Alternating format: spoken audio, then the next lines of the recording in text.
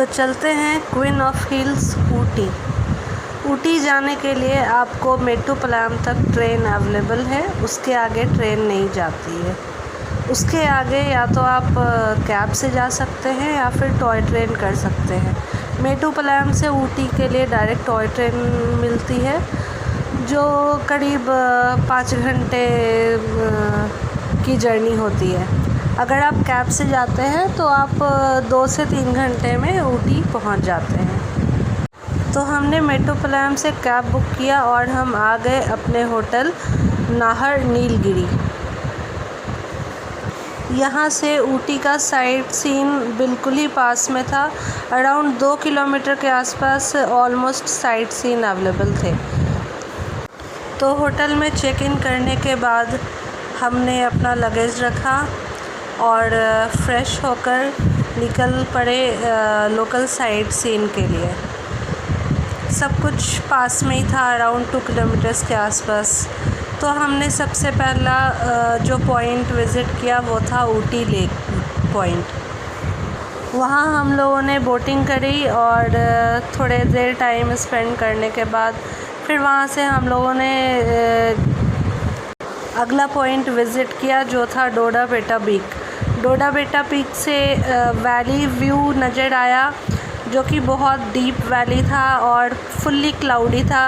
Weather बहुत chill था, हमें बहुत ठंड लग रही थी। मई मंथ में हमने विज़िट किया था तो हमें लगा था कि ऊटी में ठंड नहीं होगी, तो इसलिए हम लोगों ने कोई स्वेटर कैरी नहीं किया था और ना ही कोई शॉल्स रखे थे। ऐसे ही हम लोग चले गए थे। जब पर वहाँ पहुँचने के बाद इतनी ठंड लग रही थी कि लास्टली हमें वहाँ पे एक स्वेटर परचेज़ करने पड़े। अब एक्चुअली डोडा बेटा पीक से आपको कर्नाटक की जो बाउंड्री होती है वो बिल्कुल नज़र आती है, केरल की बाउंड्री नज़र आती है और जो व्यू होता है वो बहुत ही खूबसूरत व्यू होता है। नेक्स्ट हम लोग टी गार्डन गए। टी गार्डन में कुछ देर टाइम स्पेंड करने के बाद फिर हमारा अगला जो पॉइंट था वो था dolphin view point. Dolphin view point से बहुत सारे वाटरफॉल्स नज़र आ रहे थे और sleeping ladies and different kind of mountains नज़र आ रहे थे। तो कुछ देर हम लोगों ने डॉल्फिन व्यू पॉइंट पे टाइम स्पेंड किया। टी गार्डन में तो काफ़ी देर हम लोगों ने टाइम स्पेंड किया था। डॉल्फिन व्यू पॉइंट से ऊटी के सारे हिल्स का व्यू लेने के बाद हम लोगों ने जो अगला पॉइंट विज़िट किया वो था हमारा ऊटी का फेमस टी फैक्ट्री। हम लोगों ने सोचा नहीं था कि टी फैक्ट्री भी कोई देखने की जगह होती है, बट जब हम लोगों ने विज़िट किया तो सच में लगा कि अगर ऊटी आकर टी फैक्ट्री आपने नहीं देखा तो क्या देखा। कैसे टी लीफ से अलग अलग तरह के चाय के दाने बनते हैं वो हम लोगों ने वहाँ पर बनते हुए देखा और जो चाय का स्वाद था, हम लोगों ने एक कप चाय भी पी। चाय का स्वाद सच में बहुत ही बढ़िया था। हमारे बच्चे बिल्कुल थक चुके थे। फिर हम लोग होटल वापस चले गए और अगले दिन हम लोगों ने विज़िट किया पाईकाड़ा वाटरफॉल्स।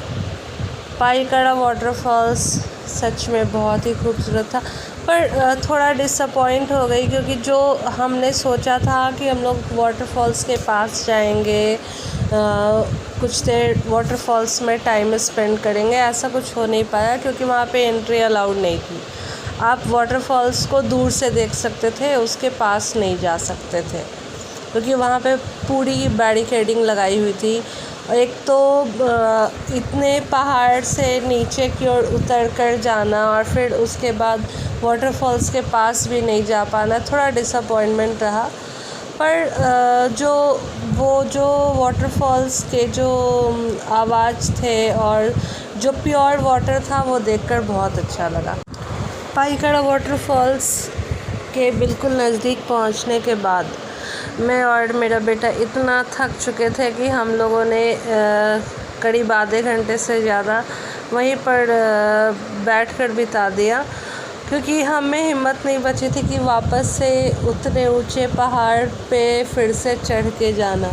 तो हम लोगों ने थोड़ी देर रेस्ट करना ही सही समझा। थोड़ी देर रेस्ट करने के बाद फिर हम लोगों ने वापस से पहाड़ की चढ़ाई शुरू की।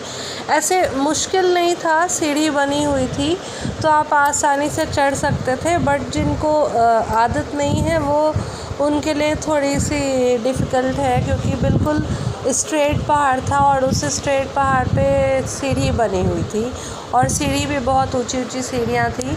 तो आपको 2-4 सीढ़ी चढ़ने के बाद ही थोड़ी थकान होने लगती थी।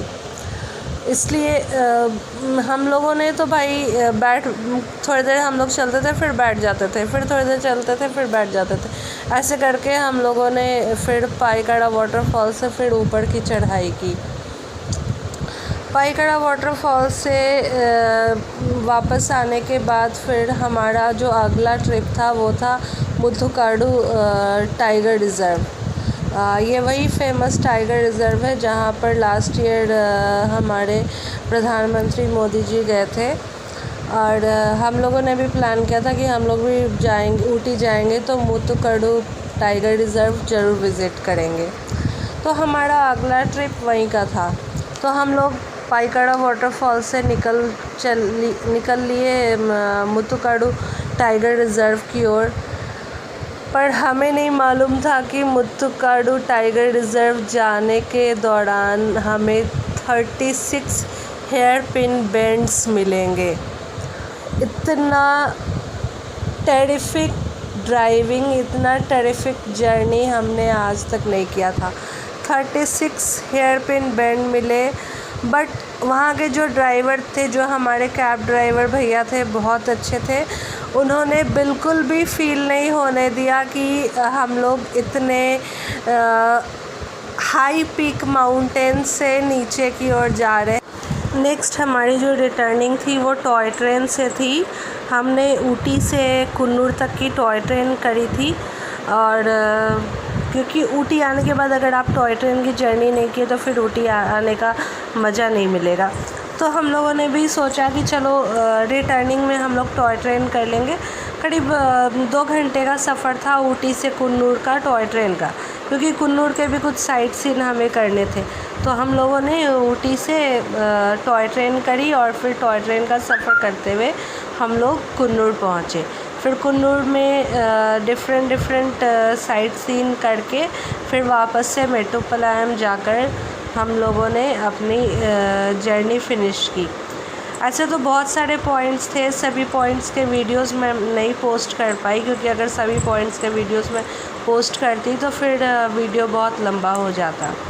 पर ऊटी सच में बहुत ही खूबसूरत जगह है। अगर आप जाना चाहते हैं तो आप पक्का जाएं और 2 से 3 दिन का समय लेकर जाएं।